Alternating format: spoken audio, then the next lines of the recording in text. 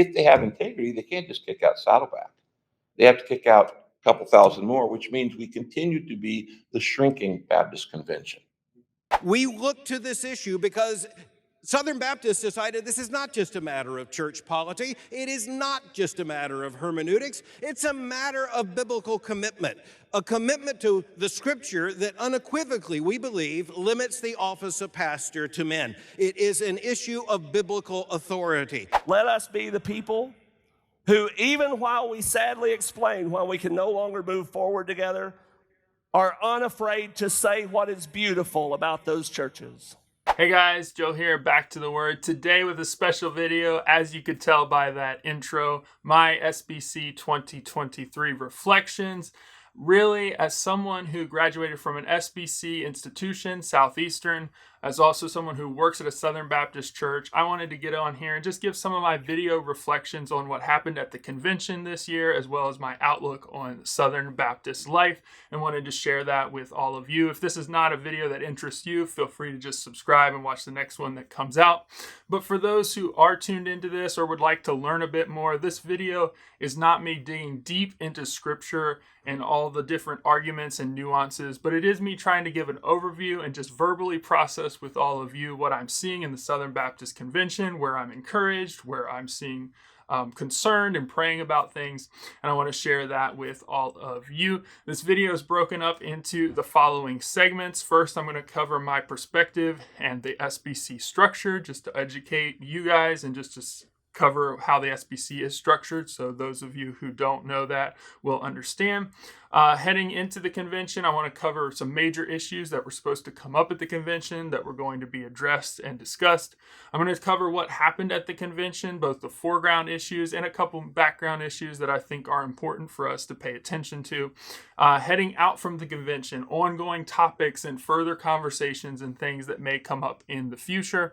And then also, what can we do? What can the average Southern Baptist church attender, pastor, staff member, church layperson do with some of this information? How can we live the Christian life? How can we continue to be faithful in our churches and in our ministries and in our Great Commission living? So that's what I want to cover in this video. With all those things, I want to hop into the first section right here, my perspective and SBC structure. So first up, my perspective on these things. This is my take on things.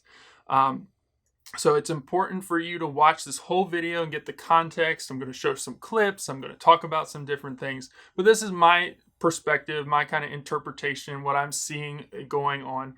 But I think that it is valuable to share those things, for us to share how we're seeing things.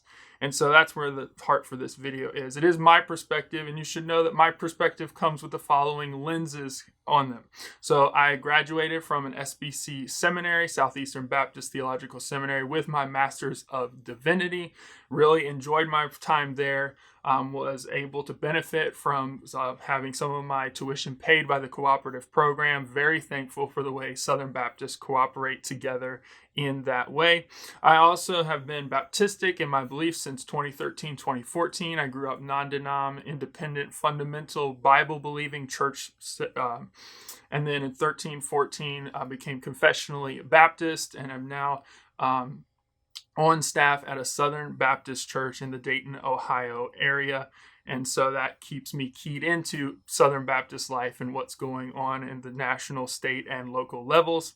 I also have had a personally good experience with Southern Baptist life, both in my church with the staff members and leaders that are around me, also at the local association level, have had good experiences. I'm positive, and I look favorably on what's happening at the state level in Ohio, and also have positive feelings about what I'm seeing happen in different streams at the national level.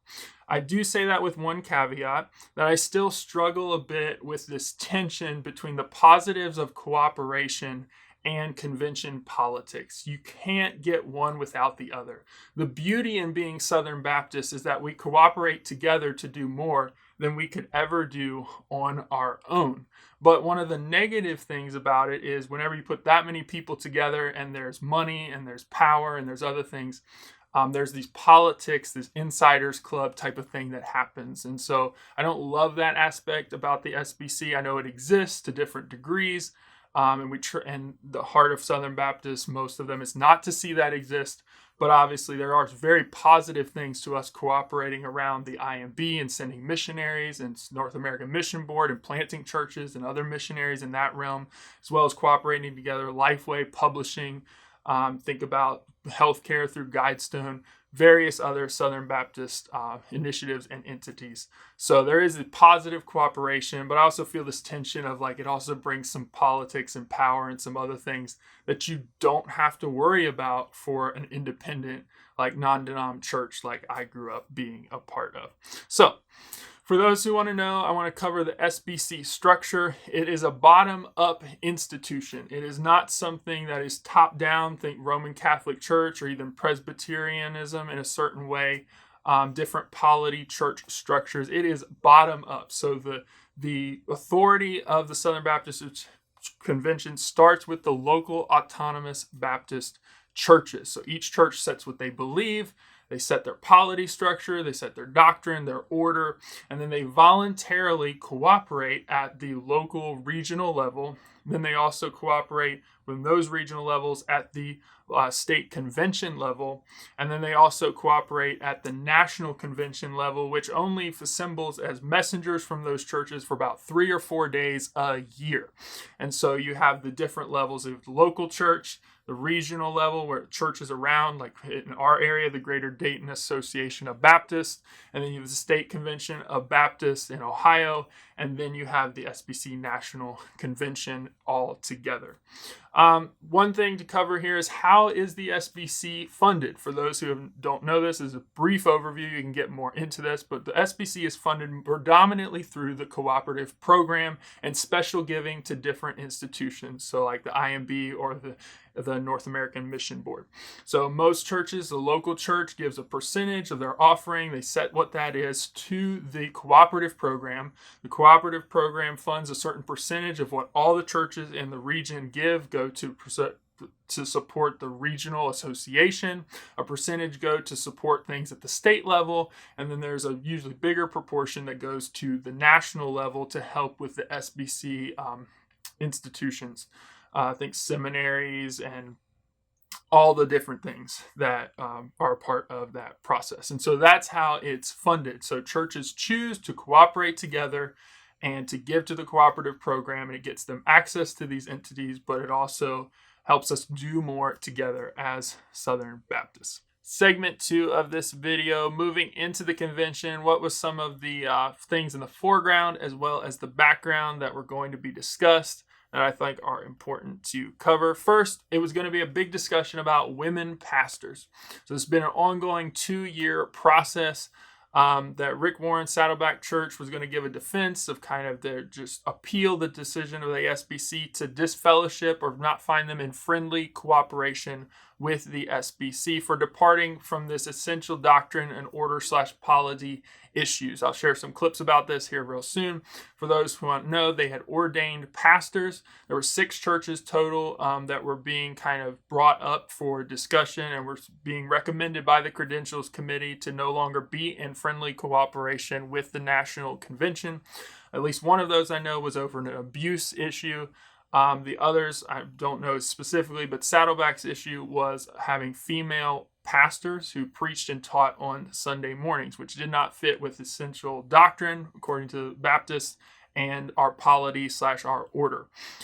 So the Credentials Committee had investigated that, brought that back to the convention last year. There had been some discussion.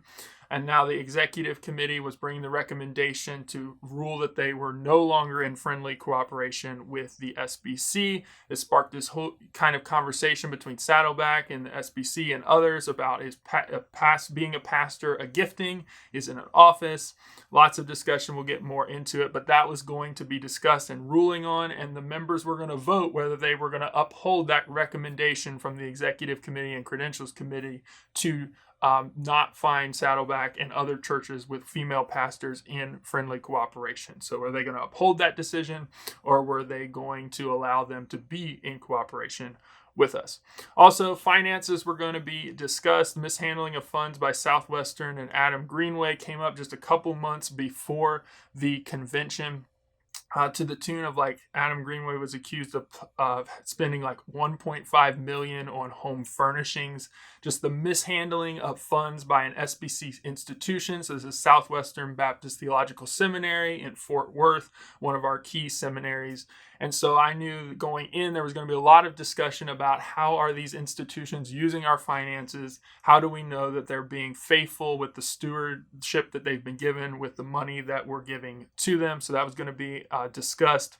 Also, abuse reform was going to be discussed in a certain way. So the task force has continued that we've appointed a couple years ago. It's continued through following up with reforms to just make Southern Baptist churches a safer place for those.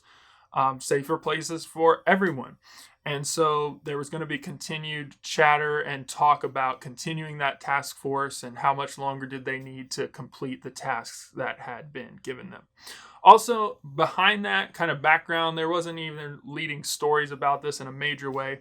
But institutional health was kind of going to be a feature of this convention in a certain way because we lost 500,000 members in the last year. Everyone has their opinion on why we lost 500,000 members. Is it an area for concern? Should we have expected it? Why did they leave? Everyone had their interpretation, but that's the cold hard facts, is that 500,000 left the denomination for certain reasons.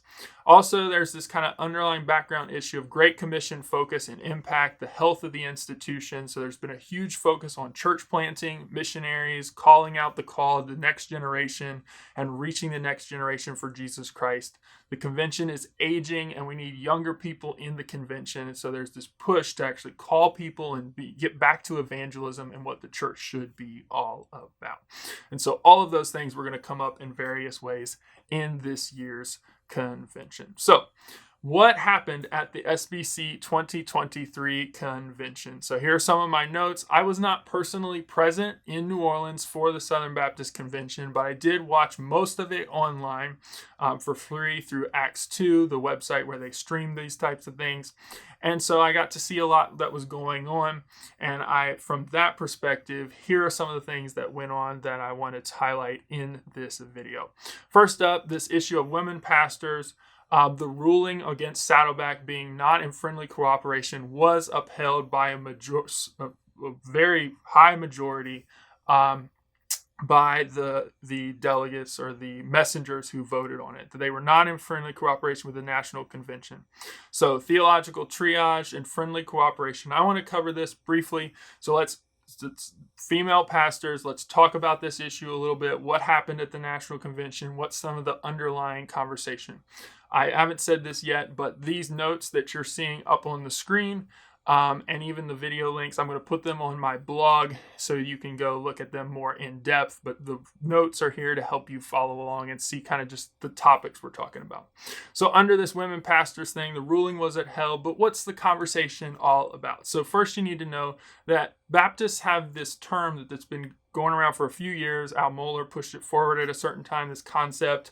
Gavin Ortlund has written a book about it right here, Finding the Right Hills to Die On, this concept of theological triage. We're not like Presbyterians in that we hold to a certain Westminster Confession, or if you don't hold to these things, then you're out completely. But there are different tiers of doctrine that we talk about in Southern Baptist life specifically.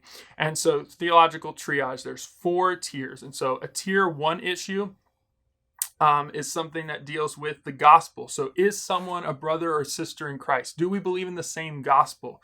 So do we say the same things about who Jesus Christ is, how someone gets saved, the only way of salvation? So is a person a Christian or not a Christian? That's a tier 1 issue.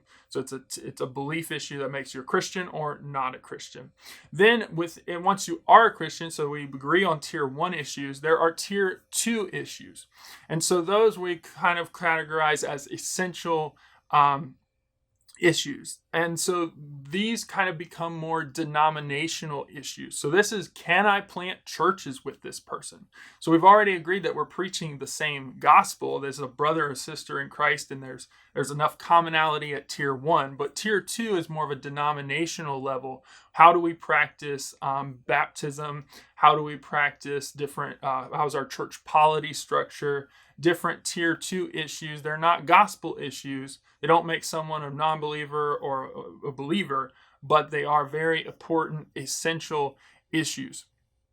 And so we'll get to here in a second. Gavin Ortland has a great video on why this women pastor issue is a tier 2 issue. Then you have in Baptist life, you have tier 3, which are some more preferences. And so these are things that you can be in the same church, the same denomination with someone and have a differing view, say maybe perhaps on the end times. One of the big ones in this category, if it's just on soteriology, would be the Calvinism and non-Calvinism or Arminianism thing. So you can have a Calvinist and a non-Calvinist in the same church, in the same denomination, because it's a third tier issue. It's not a second tier. Sometimes our emotions make it a second tier issue, but really, if we take it at face value, it's a third tier issue. And then fourth tier ones are more like preferences and things that don't nearly matter as much at all. So theological triage and friendly cooperation. What you have here is you have Rick Warren, Saddleback Church, saying, hey, we agree with you on 99% of the Baptist Faith and Message 2000, but this women pastor thing is not the main thing. We need to keep the main thing the main thing. And then you have Southern Baptists on the other side, Al Mohler and others saying, no, this doctrine and order, so this doctrine of having male pastors only and not having female pastors, and is both an order of doctrine issue and a biblical authority issue, and it is a order and polity issue. So why not have the same grace on this issue that we had for the Calvinist? In 2013, when the Calvinists were under fire, Baptists agreed to disagree and the split was averted. Now, 10 years later, will we treat egalitarian Baptists with the same grace we showed the Calvinists? The truth is, I hear you, Rick, but it's a different tier issue. It's not a third tier issue. This women pastor issue is a second tier issue. And so I have a video right there in my notes linked to Gavin Ortland where he talks about putting forward the case that it is, the women pastors is a second tier issue. So then we have to get into other things around this topic. So what is an essential doctrine to being a Baptist? And so there's different agreements, agreements on these sorts of things. But here I'm going to share a clip with you guys from Al Mohler from Baptist Press where he talks about essential doctrine. And he said, to be a Baptist, essential doctrine is in the Baptist Faith and Message 2000. So let's go ahead and watch this clip together where he talks about what an essential doctrine is. If anything is stipulated, expressed, propositionally put into words in the Baptist Faith and Message, then it's one of those essential doctrines. The Baptist Faith and Message doesn't speak to other things. The Baptist Faith and Message speaks to those convictions that constitute what we believe and expect of one another. And so, the certain definite doctrines are the Baptist Faith and Message. So that language is the very preamble to the Baptist Faith and Message. Certain definite doctrines, you want to know what they are? Well, here they are. So there you go. You have Rick Warren who's saying, hey, we hold the 90-some% every word in the Baptist Faith and Message 2000 except this definition of what a pastor is. And then we're saying, if you don't hold all of these because the Baptist Faith and Message is essential, then you're no longer in friendly cooperation with us. So then the question comes up with, well, we're not in friendly cooperation. What does that kind of mean? But first off, what does that mean that you're saying us? Because we're all autonomous local church. So we got to ask the question, but what about autonomy of the local church? So here's Al Mohler from the same video from Baptist Press talking about the autonomy of a local church and what we're saying when we say what we're saying about the autonomous local church. And so the autonomy of the local church means no one in denominational headquarters can say, your church has to hold to these beliefs. But the denomination has the full right to say, you're going to hold to these beliefs if you're going to be a part of the Southern Baptist Convention or a part of the Shiloh Baptist Association or a part of the Alabama Baptist State Convention. So there's no threat to the autonomy of the local church because no local church has to be a part of the Southern Baptist Convention. No Baptist church needs the permission of the Southern Baptist Convention to be established. No one needs the official sanction of the Southern Baptist Convention. You only need to be say, cooperating with Southern Baptists if you want to believe what Southern Baptists believe and you want to work together at the missions and educational and other ministry purposes of the SBC. So there you have it right there. So they're saying, hey, this is what it essentially means to be Baptist. And you need to agree to those things if you're going to cooperate with us. And if not, we don't reach in and tell you to change what you believe as a church. We just no longer partner with you in friendly cooperation. So how was this presented at the convention? So I have a clip here from Acts 2, the streaming platform for the SBC, and Mohler from the floor in his response to Rick Warren. So I want you to see these guys, see this response from Al Mohler to Rick Warren's kind of appeal. And just kind of this discussion is, how did he weave together this part about essential doctrine, biblical authority, and also the autonomy of the local church in this appeal? So I thought this was good to share with you guys. In the year 2000, the words, "the office of pastor is limited to men as qualified by Scripture," was inserted because 30 years ago, this issue threatened to tear this denomination apart. The definition of friendly cooperation came down to the fact that that was an issue that would endanger the cooperative cohesion and faithfulness of the church, of the Southern Baptist Convention. And in particular, we look to this issue because Southern Baptists decided this is not just a matter of church polity. It is not just a matter of hermeneutics. It's a matter of biblical commitment, a commitment to the Scripture that unequivocally, we believe, limits the office of pastor to men. It is an issue of biblical authority. It is one that has actually led to the unity of the Southern Baptist Convention, as Southern Baptists have gone forward with an issue of clarity here, which has greatly made our doctrine and order a matter of unity and harmony. It is the unity and harmony of the Southern Baptist Convention that is now at stake. And we're in an unusual situation. Once again, this is not a convention responsibility to offer a comprehensive verdict on the ministry of Rick Warren or Saddleback Community Church. We can thank God for every good gospel thing that is represented by that church and its ministry. It is a question about the Southern Baptist Convention and what it means for a church to be in friendly cooperation in doctrine and in order with this convention. And here we face the unusual situation in which Dr. Warren himself has made repeated statements, and the church has taken repeated actions that make very clear that it rejects the confessional understanding of the Southern Baptist Convention on this issue. This isn't a question of misunderstanding. The Credentials Committee and the Executive Committee took action based upon the actions of Saddleback Community Church in establishing a woman as a campus pastor and having women with the title of pastor to teach in the teaching role on Sunday morning, and then Pastor Warren going on to say more expansively that the church basically, and he endorses and calls for a more comprehensive egalitarianism. I'm confident that's not where the Southern Baptist Convention is going to go. I believe that it is a statement without rancor and without personal attack, without making a comprehensive verdict on a congregation that is no longer among us. We simply say that our Credentials Committee and Executive Committee have done the right thing. We need to do that. So there you have the clip right there, his 3-minute response. The way this was set up in the meeting is churches who had been ruled as not in friendly cooperation, there were 6 of them total, had the right to appeal that decision. 3 churches did, including Saddleback, and they would be given 3 minutes of miscellaneous business time to give their defense, kind of their appeal, and then someone appointed either from the executive committee or someone appointed by the executive committee would give a rebuttal to that appeal. So Al Mohler did the rebuttal there. And so that's what you just watched. Key moments in that video just to pay attention to. He said Southern Baptists don't just look at this females being in pastor or elder as a church, as a hermeneutical issue, so a biblical study issue, or a polity order issue, but a biblical authority issue.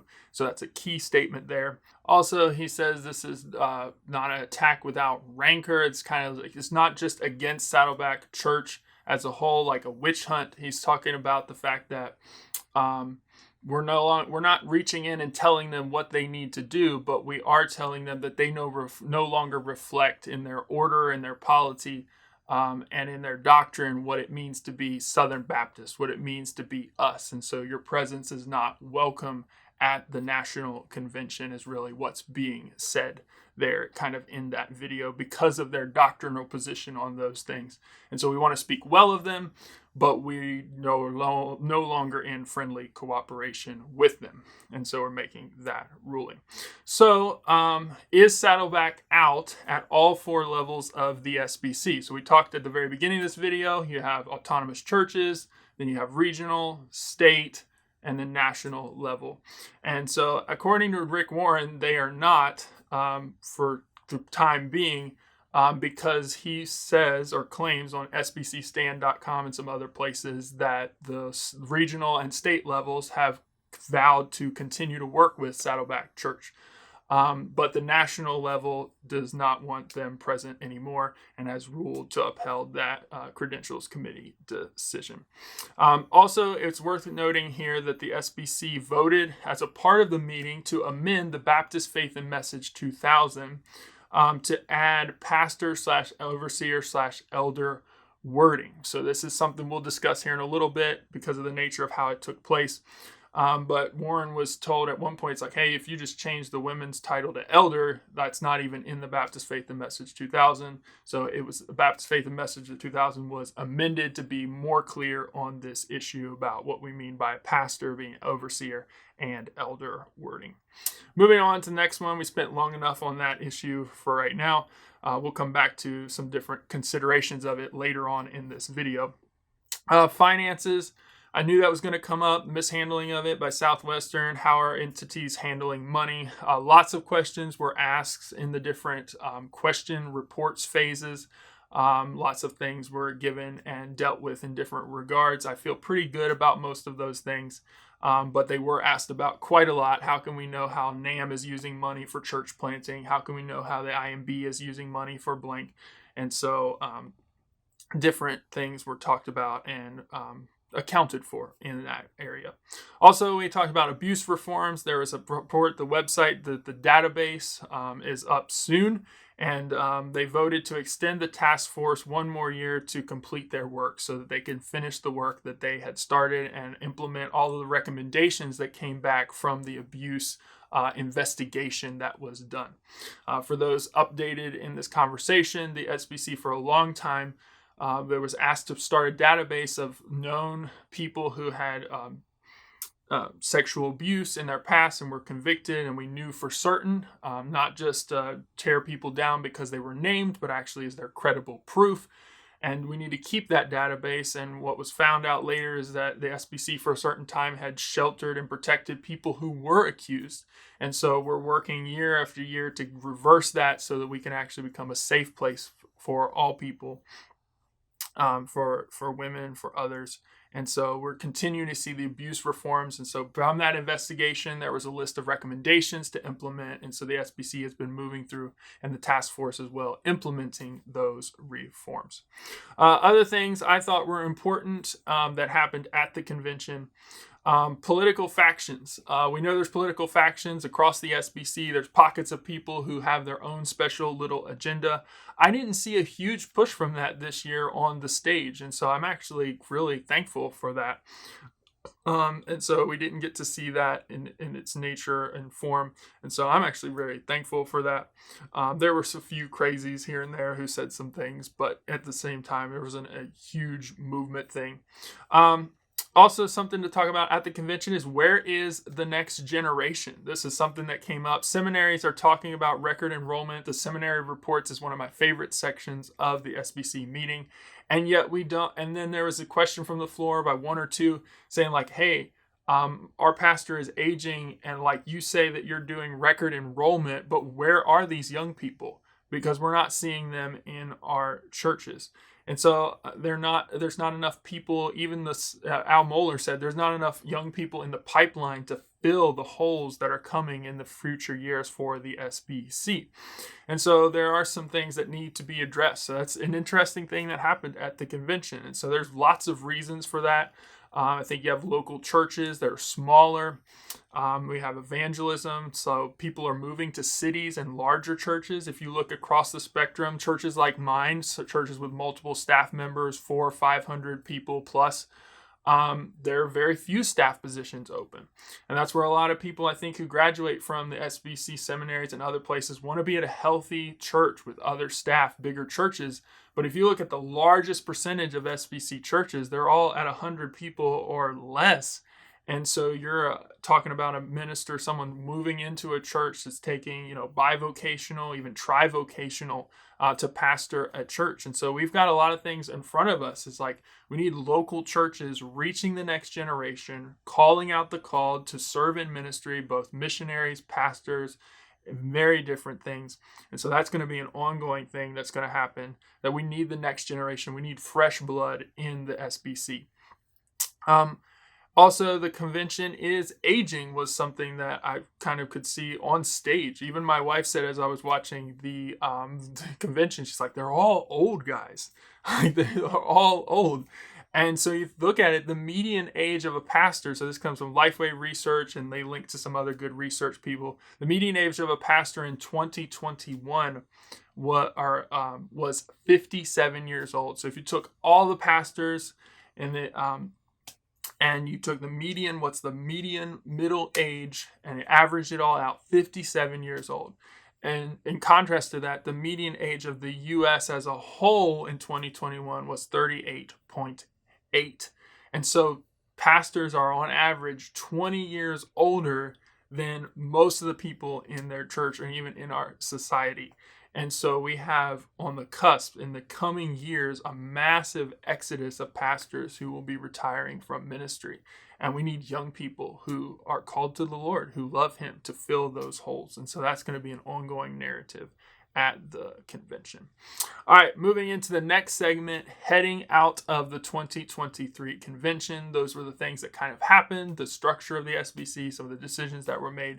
So here's my perspective. Only God knows what the future holds, what these discussions will be, what will happen at next year's convention. But here are just me just putting a pin, kind of sticking aboard ideas out there about some of the upcoming conversations and ongoing conversations that will happen around Southern Baptist life. So is our cooperation confessional or just commissional? What does it mean to be Baptist? This is something big that Rick Warren brought up, is like, do we only cooperate around the gospel and the Great Commission, or do these essential doctrine things matter?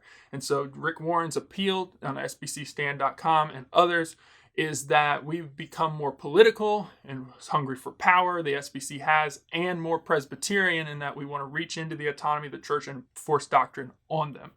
And the pushback is, no, we just have this essential clarity, doctrinal clarity that helps us go do ministry together. And so it's not just commissional in that we're doing the same Great Commission, but it's also confessional.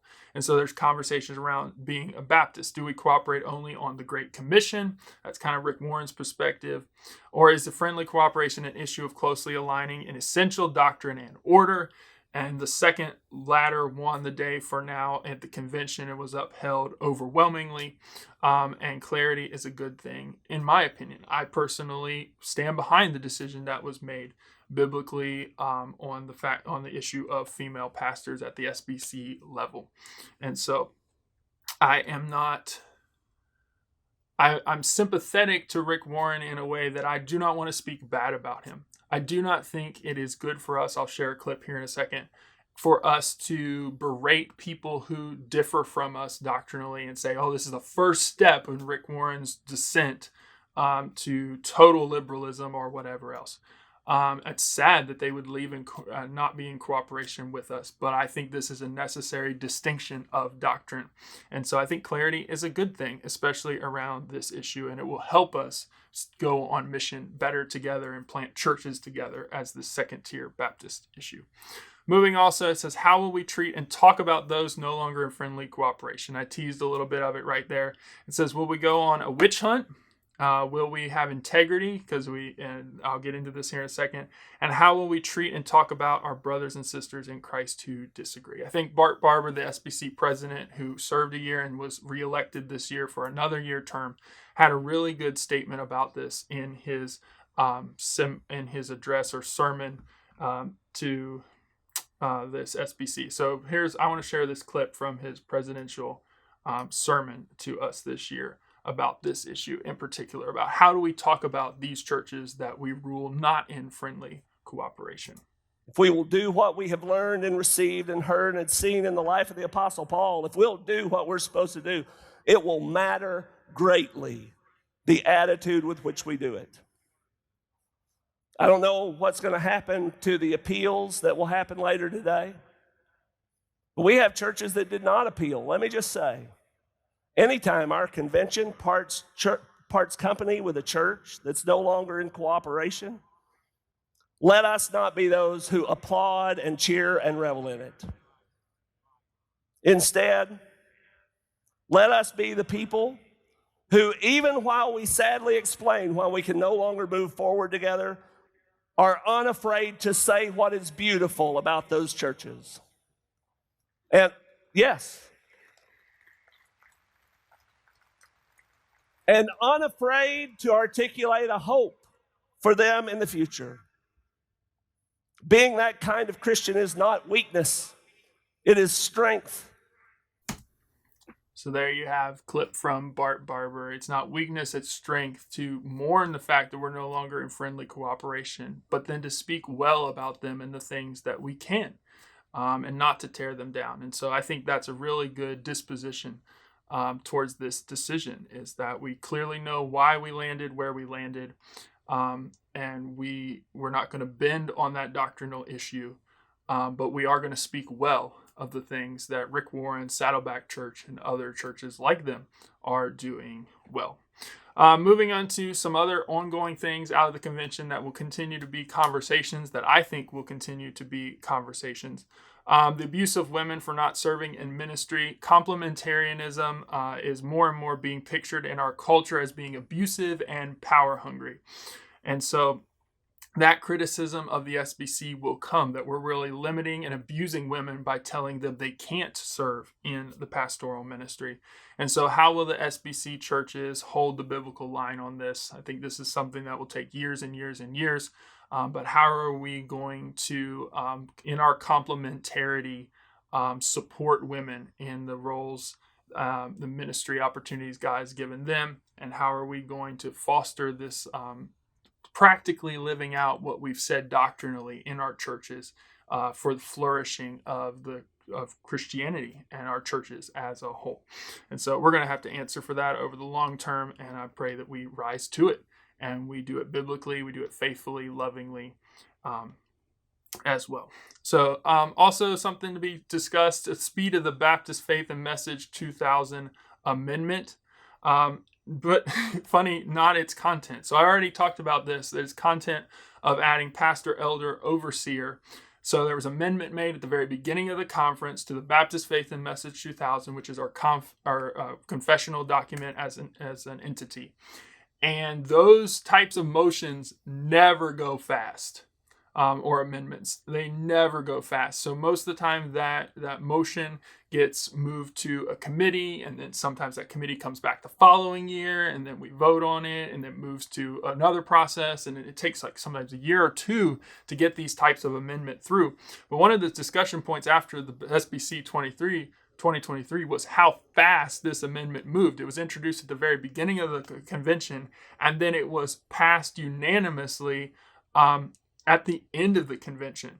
And so there's discussion about why was it not referred to a committee, and what does that mean for the future. I don't think it's a big deal. I think it's a total example of when Southern Baptists all agree on a thing, we can do business rather quickly. So I'm encouraged by it, but it does kind of raise a little bit of a worrisome flag for those who would say, in the future, if something comes up that we don't even have a year to discuss it, it could go through really quickly. So there's a Baptist Press article there for those who want to read more about this. It says, how are we reaching people, especially young people? I think this is going to be an ongoing conversation. It's already happening with Shane Pruitt, Scott Pace, Calling Out the Called, other books, the AM's recent resource on evangelism and making our churches into evangelism centers. The convention is aging. And so our SBC churches at the local level evangelizing and seeing people believe in Jesus, be baptized, and being discipled also So what about institutional loyalty? I have right up there kind of talking points. The point is, we need people believing in Jesus. We need to reach young families, to reach young people, to see them growing in Christ, be baptized, be discipled. Our convention needs that. We need to do that. We need to actually be active in doing our part to carry out the Great Commission, to be evangelistic in our lives, and to share Jesus passionately. I also talk about institutional loyalty. The younger generation, as someone who works in college ministry at my church, is an anarchy generation in a certain way, that they're being told that everything that came before them needs to be overturned and done differently. I don't think it's like that for all young Christians, but they have some of that DNA in them. And so previous generations were very loyal to different institutions just because they were institutions that had credibility in the past. We've all, think about your parents or your grandparents who says, I've always been blank, fill in that blank. The younger generation is no longer like that. When they see something that they believe in the Bible, Christianity, and then the denomination or the institution no longer reflects what they believe, they will leave without even thinking about it. And so we're going to have to look at some of those issues in the future. Last on this list, it's a big one. It's a long discussion. Christian conscience, Christian nationalism, and theonomy, an important undercurrent. This is something that didn't really come up huge by name at the convention, but I think this is going to continue to be an ongoing conversation, at least in some part. So the SBC at the convention issued a resolution on Christ's sole lordship over every human conscience. For those who don't know, a resolution is something put forward that someone at the SBC feels like as a messenger that we need to have a convention or a national statement about. So all the messengers vote on that. Resolutions don't carry hardly any power beyond the day that they're voted on. But it's a way people can look back and say, at this convention, we said abuse of women was wrong. At this convention, we said that abortion was wrong. And so they made this statement about conscience. And so normally this would not make any news story that an SBC institution would vote on something, a resolution that holds to a Baptist distinctive about what we believe about man's conscience. But when you combo this with some other things that are happening, there's a really good TGC article I have there linked in the notes. It's on the blog, so you can catch the link in the video description to my blog and see all these resources, and you can read more about them. But in that TGC article, they talk about that happened at the SBC. The next day, you have John Piper, Baptist pastor, theologian, release this TGC council member published an essay titled "My Kingdom is Not of This World, the Lordship of Christ," showcasing that Christ does not use the sword of government to accomplish his saving purposes in the world. So there's concern somewhere brewing, and I enjoyed reading this article to say, about this theonomy Christian nationalism. There is a sliver of people who call themselves Baptists who want to pursue kind of a political solution to what we're seeing in our culture. They're tired of combating CRT. They're tired of combating social justice stuff with people who have secular mindsets. And they're sitting there going like, we can apply Christianity to government in certain realms. And it gives the freedom that they want in a biblical way. And we would sit there as Baptists and go, Christianity is not supposed to be a government system. So there's those who call themselves Baptists. The TGC article gets into this, and they want to bind the conscience of people to a Christian way of living, even though they might not be Christians, as a solution through Christian nationalism and theonomy. So this is a long aside here. If you want to just skip this, you can go ahead. But I think this is going to be an ongoing conversation because of the different terms. So it leaves Baptist distinctives, is the TGC article's claim. And we'll get into that here in a second. So theonomy, just for those who want to know, as Andrew Walker explains, is a theological program believes that civil law should follow the example of Israel's civil law and judicial laws under the Mosaic covenant.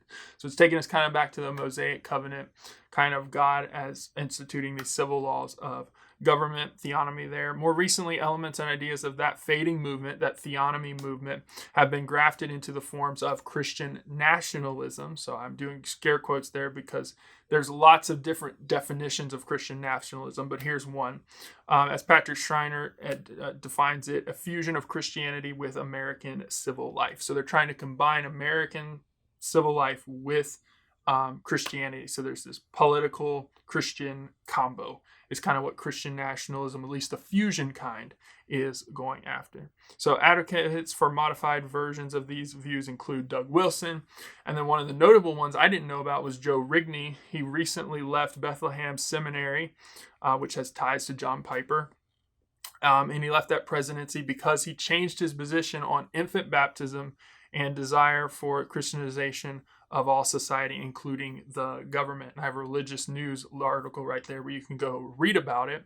And so Bethlehem said Joe Rigney has resigned and is leaving us because he has switched his view and no longer stands for Baptist distinctives of conscience, infant baptism, has embraced infant baptism, and the you see it right there, the Christianization of all society. And so what's being talked about here is when we go after this no longer division of church and state, there's this goal, and the TGC article does a much better job than I'm doing right now of showing how infant baptism pulls into this, how the Christianization pulls into this, and they want to bind conscience to things other than do not align with Baptist distinctives. So check out that article for more. The reality, the bare bones of it is Baptists believe church and state should be separate. Christianity is not a political system. It's not supposed to be functioning in that way, and that we should not bind people who are not believers' conscience to actually follow Christian morality. We need Christians in the political sphere who are pushing forward Christian values, but we believe in the freedom of religion in that we don't legislate clear Christian morality. And then infant baptism comes into it. Read the TGC article to get more of this specifically, in that those who take Christian nationalism fully to where it needs to go for them as a solution need to find a way to baptize to kind of move people into this Christian status, which gets into the paedobaptism and type of thing. So that's all that there. All right, last up, probably the most important part of this video. Thank you for those who have stuck around for a long time. What can you and I do? What can the normal church member, staff member do? Those who don't have the money or the opportunity to go to the convention, what can you do? First, I would encourage you to pray for your pastor, your church staff, and your church. With all that is going on in the world, we need people of prayer in our churches praying for the work. We need people praying for other pastors and other churches. We need to work together as a body of believers to combat lostness, to see people believe in Jesus Christ. Also, I would encourage you to share Jesus. Evangelism is a huge theme that came out of this convention.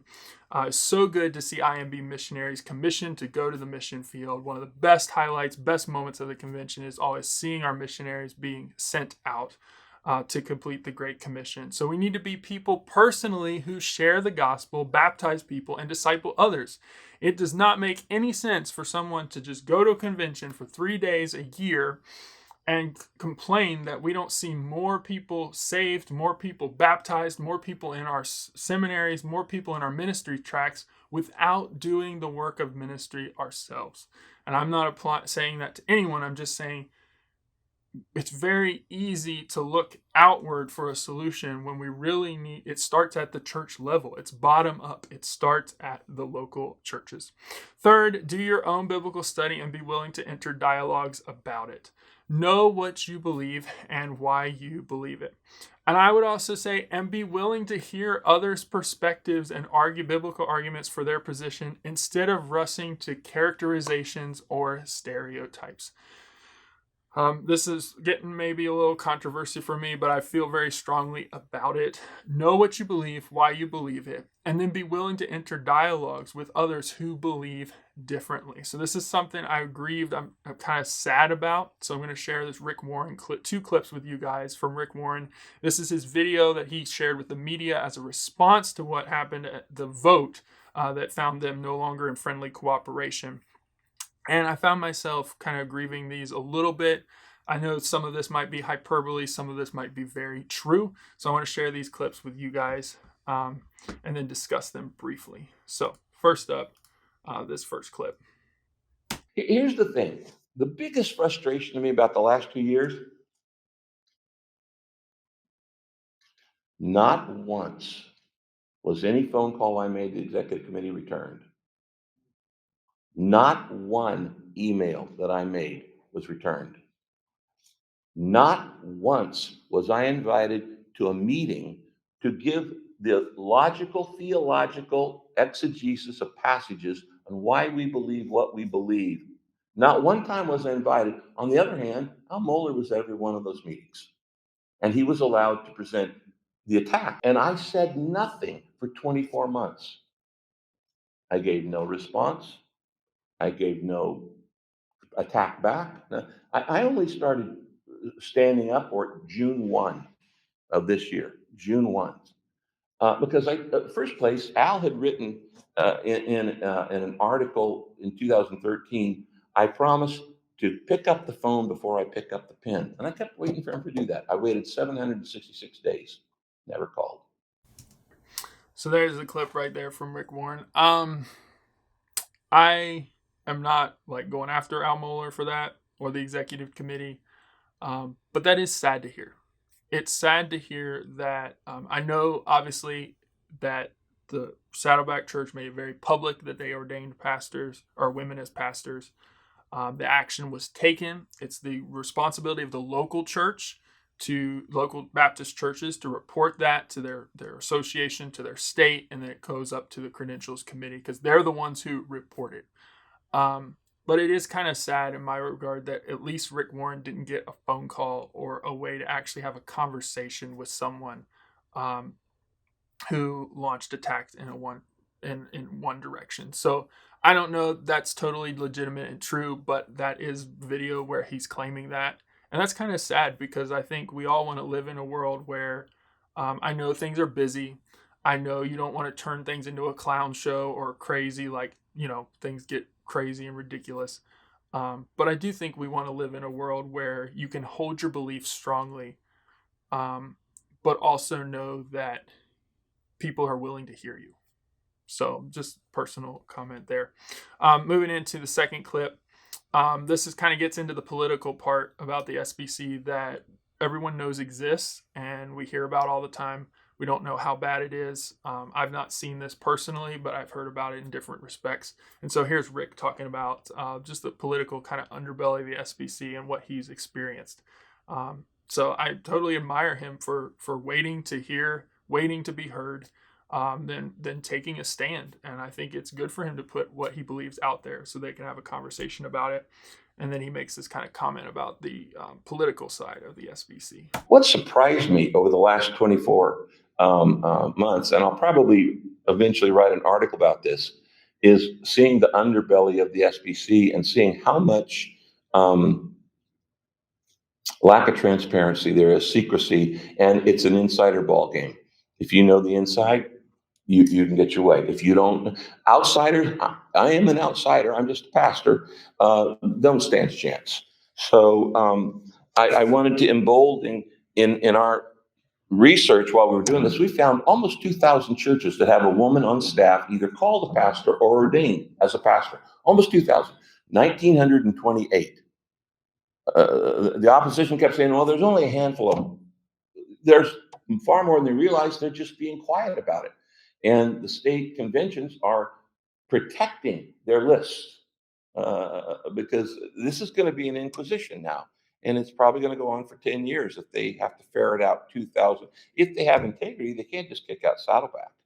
They have to kick out a couple thousand more, which means we continue to be the shrinking Baptist convention. Ouch. The shrinking Baptist confession. What I want to put caveat on this video is sometimes when you're at a loss or you've been backed into a corner, you can make things hyperbole, make things sound bigger than they actually are. But I don't think anyone at the SBC that I know of at my local level wants to be a part of something that it's just an insider ball game where you never have a voice and you never get heard. That being said, all institutions deal with that in certain parts, that when you know the right people and you've had the right relationship and you know the right capital and you know who is what, you can pull strings and get things done. So I don't go against Rick Warren in that video and say that that's not true of the SBC. I just don't know how bad it is. And I pray that we would be people who seek Christ and seek to not have that bias in our denomination and in our lives and in our personal lives. And so then he moves into this almost 2,000 churches he says that they have discovered have female pastors serving in some type of ministry position. And that's concerning. So it's going to be an interesting conversation to see if that statement is true. This resounding decision by the SBC to say that we stand behind male pastor, elders, overseers only is a message to all those churches that if we have integrity as a denomination, we're going to give them probably time to make adjustments to their church staff. And if they don't closely align on those essential doctrine issues, we kind of have to have integrity and disfellowship from them and not find them in friendly cooperation. I kind of believe we're there. We have to give them grace and time to change their perspective. Rick Warren and Saddleback had two years to change some of those things before that decision. But I do kind of side with Rick's statement there that if we have integrity, we're gonna have to bring more churches to bear on that after giving them some time to potentially make staff shifts and change what they believe on that issue. The last thing I'll say here on this video is I want to encourage, what can you do? What can you and I do? Be the reform you want to see. So I just talked about the politicalization of the SBC and just what you hear and what we don't know how bad it is. I talked about evangelism. When I'm speaking it out of my mouth and things that I'd like to see other people do, I need to be the reform, be the Christian that I want other Christians to be, and ask God for the help to do that. So do your part in your church to make sure you are living up to what you believe the Bible calls us to do in our finances and our financial stewardship, in our abuse reforms, reporting things, going the extra mile, doing the right thing, about reaching young people, evangelism, calling out the next generation, calling out the called. The SBC is bottom up. It starts with the churches. I don't know how many times you see the seminary reports, you see other people, and they kind of bemoan the fact that things aren't going right in the denomination. And they say, we're really at the mercy of the churches, the ministry at the local level. And so I just want to champion that as true and encourage you to be the pastor, the staff person, the church member, the Southern Baptist that you want to see other people be. And so be a part of that as well. So with that, that's the end of this video. I want to thank you guys for hanging out for this long time, this long video. If you have questions, comments, I'd love to see those in the description below. Please be charitable and gracious. I also would encourage you, if you want to go check out my blog, I'm going to put a blog post up with the notes that have been scrolling on the side with those links, so you can go read some of those articles. You can go see what I wrote in more details just to be helpful. I'm not the final arbiter of truth here. I'm just trying to put together things that I've been thinking about over the past couple weeks and share it with you guys. I want to end this video a little bit different than normal with this clip from Bart Barber as a part of his sermon to the convention, where he talks about how the polarization, that there's a lot of people in the SBC who have a negative view of the SBC, and there's those who have a positive view. And so the negative people see bad things, the positive people see good things. And he's like, it's really a mixed bag of both. And so he wants to encourage us he says, if you want to look at the SBC and see bad, you can find the places out of 47,000 different churches where things are bad and things are not going right. He says, but if you want to look at those same 47,000 churches and our institutions and places that are good, you can find good. It's a mixed bag.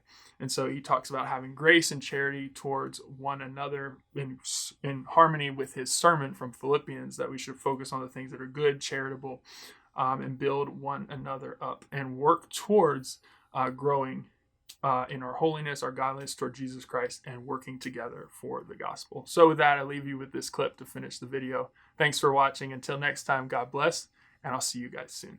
We serve in a family of churches that is depicted very differently by different people. But if we're all followers of Jesus, we ought to be able to dwell on the beautiful things that we see. Some people say we're terrible, that we're abandoning sound doctrine, that we're covering up corruption, that we're running off all the true prophets among us. Other people say we're the best thing around.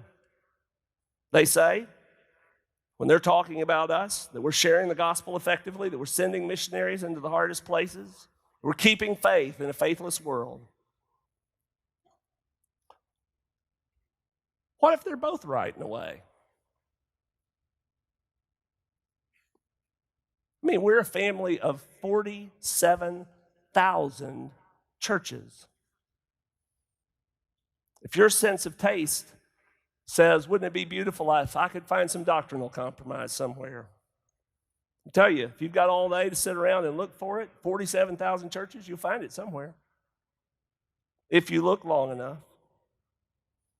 If you want to find immoral monsters and weak-kneed compromisers, then there are millions and millions of Southern Baptists. Sift through them long enough, you'll find what you're looking for.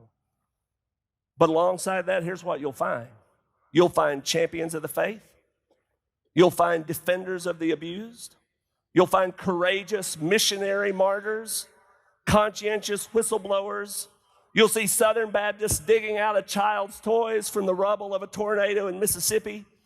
You'll find them carrying water to the homeless under New Orleans' urban bridges in the dog days of summer. You'll find them sharing hope and sharing the gospel in the midst of the refugee crisis in South Sudan and Chad. Southern Baptists are training and sending young seminary graduates out to dying rural churches all over our land to replant and revitalize those churches so that the gospel witness will be maintained in those communities for the generations to come. They're championing pro-life legislation in the states to save babies from the abortionist death chamber. They're providing mothers with support and true health care to enable them to provide a good life for their babies. They give away food and clothing and household supplies and bill payment assistance in ministries in your local communities. Many of the people who are criticizing Southern Baptists are just down the street from assistance centers where we're reaching out to touch those who are in need of Christ. They preach the inerrant word of God every Sunday. They're standing firm in the faith when all of the world is marching in different directions. Every bit of that is there to see. The question is, do you want to see it? Do you have a taste for seeing it?